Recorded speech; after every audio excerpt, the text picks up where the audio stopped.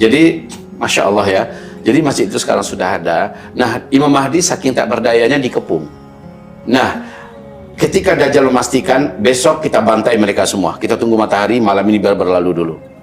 Nah, Imam Mahdi dan orang beriman tahajud, menangis, berdoa kepada Allah, udah pasrah ya. Tapi mereka juga sudah ada ilmu. Inilah saat-saatnya Nabi Isa itu harus turun. Nah, turun ya kalimatnya. Maka waktu berkumandang sholat subuh, orang sholat sunat qabliyah subuh ya, sunat fajar. Waktu qomat aqim sholat kata Imam Mahdi. Kemudian Imam Mahdi maju ke depan, tiba-tiba langit terbuka, melihat ada cahaya turun, dua malaikat kiri dan kanan turun, mengepakkan sayap mereka. Nabi Isa diapit di tengah-tengah. Nabi Isa kata Rasul meletakkan dua telapak tangannya di atas kedua pundak malaikat ini, turun dengan lembut. Imam Mahdi dan orang beriman yang langsung tahu, dan memang inilah saatnya Nabi Isa turun, langsung mundur Imam Mahdi, membiarkan posisi imam sholat dipegang oleh Nabi Isa. Silakan, kata Imam Mahdi. Enggak, kata Nabi Isa, saya ini sekarang turun untuk menjadi pendampingmu. Sekarang imamnya, pemimpinnya adalah engkau. Tadi qomat untukmu, silahkan maju. Jadi Nabi Isa bukan lagi nabi statusnya ketika itu. Dia hanyalah seorang sosok spiritual yang dijadikan pendamping dan penasehat, penguat dan penolong Imam Mahdi. Itu sholat subuh pun dilangsungkan berjamaah. Orang beriman sudah senang sekali hati mereka yang terkepung ini. Setelah itu selepas sholat sunat syuruk, Nabi Isa menuju gerbang.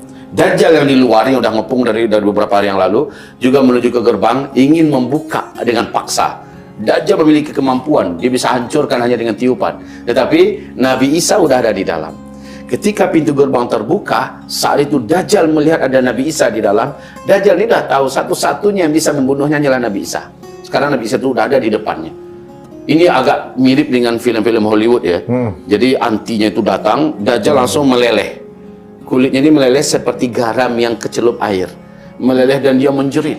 Film Avengers itu. Bagusnya dibuat film ini. Itu mirip dengan film Avengers ya. Thanos keluar jadi pasir-pasir gitu kan. Nah, sama ini idenya.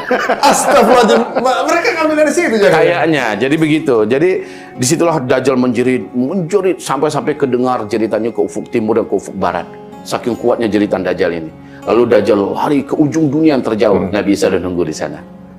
Dia lari lagi ke ufuk dunia yang paling terjauh. Nabi Isa udah di sana lagi. Kemudian barulah Dajjal lari ke Bab el-Lud. Bab el-Lud ini adalah sebuah kota yang dibangun semegahnya hari ini oleh Israel dan dibuat namanya Bab el-Lud. Kata Rasulullah, kematian Dajjal nanti adalah di Bab el-Lud. Bab el-Lud ini baru kemarin ini dibangun. Diberi nama Bab el-Lud. Dan kenapa diberi nama Bab el-Lud ya? Ya, Nabi dulu mengatakan Dajjal akan dibunuh nanti di Bab el-Lud. Kemana dibangun? Nggak tahu. Kayaknya orang Yahudi tahu. Orang Yahudi tahu bahwa ini adalah kota di mana tempat berlindungnya Dajjal. Disiapin gitu. Ya, disiapin tempat berlindungnya Dajjal. Tapi ini kan udah bocor oleh skenario-nya oleh pencipta skenario yang sejati, Allah kan. Oleh Allah dijadikan Nabi Isa udah nunggu di sana. Di Bab el-Lud itu sendiri. Ketika Dajjal datang ke Bab el-Lud, langsung dicegah oleh Nabi Isa, maka ditusuklah ia dengan senjata yang khusus dibawa oleh Nabi Isa dari langit. Dengan senjata itu Dajjal mati. Mirip film kan? Dan ini hadisnya sahih semua. Masya Allah. Jadi teman-teman ya, ini bukan cocokologi, ini semua sudah ada di kitab, gitu ya. Karena apa yang dibilang Ustadz di tahun yang lalu, sekarang lagi kejadian, benar kejadian. Apa yang diceritakan beliau ini, Ustadz kita ini bukan peramal, Ustadz kita ini memang membaca kitab gitu. Orang muslimnya jarang membaca ya. Dan itu semua dikisahkan detail ya Ustadz ya. Coba dibaca buku nanti, Nubuat Perang Akhir Zaman ya.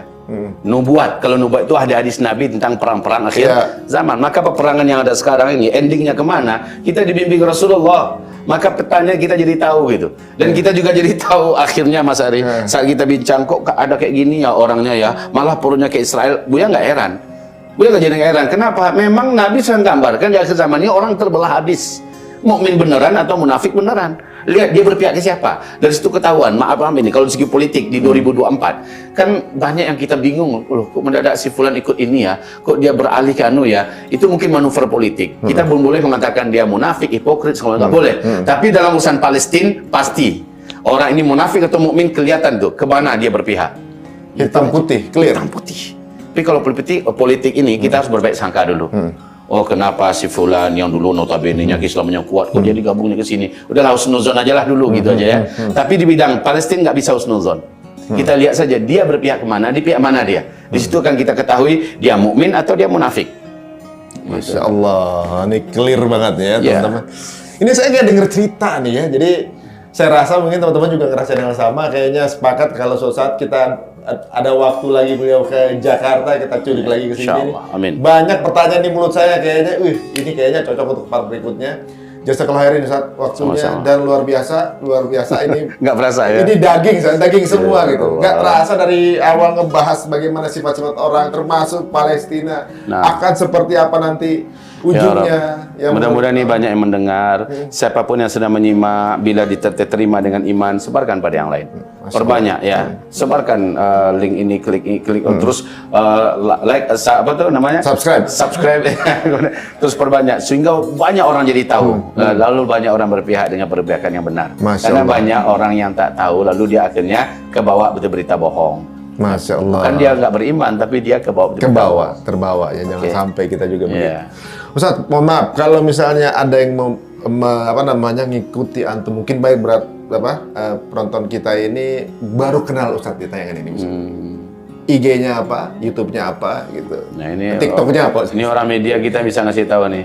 Mas Ahmad, nah ini antum ada di sini nanti. Atau kita tulis aja di ini. Ditulisnya nanti dibantu aja oleh timnya Mas Ari ya. Oke, silakan. Malah ini bagus untuk di akhir zaman biar bertanya pada orang yang bidangnya gitu ya. Jangan sampai bertanya bukan pada bidangnya. Ibarat komentar kemarin yang cukup bagus, mau belajar bahasa Inggris kok datangnya ke guru yang Mandarin. Yang Mandarin kan jadi lucu aja. Alhamdulillah. Ya, memang kita hati-hati sekali dalam memilih keilmuan. Ya, alhamdulillah Indonesia memiliki banyak guru-guru atau asatidz ya yang luar biasa. Dan masing-masing punya spesifikasi yang jelas. Jadi kita untuk pembahasan ini nih beliau yang paling tepat dan alhamdulillah kita bisa dapat waktu beliau kedarolah lagi sedang ke Jakarta. Insya Allah jadi ajang taruh juga teman-teman yang baru kenal dengan beliau. Kajiannya selalu kayak lagi didongengin gitu ya. Didongengin sesuatu yang akan terjadi gitu. Jadi ibaratnya kalau teman-teman suka nonton film superhero gitu ya, itu fiction, Ustaz. Ya. Gitu. Ternyata banyak juga ngikutin dari Buya kisah yakin sih. mereka pasti baca kita. Kita yang nggak baca, Ustaz. Kita yang nggak Dia baca. baca lalu mereka yang filmkan dalam halusina apa tuh dengan Khayalnya mereka. khayalan mereka.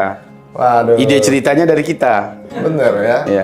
Coba lihat Mami Return, apa film-film kayak gitu tuh banyak dari dalam Islam yang kupasannya itu adalah Bener. Apalagi film 300 dulu, pasukan 300 pasukan Romawi lawan ribuan gitu Iya, kan. itu pasukan Badar banget itu. Badar banget 300 ya. Masya Allah. Masya Allah.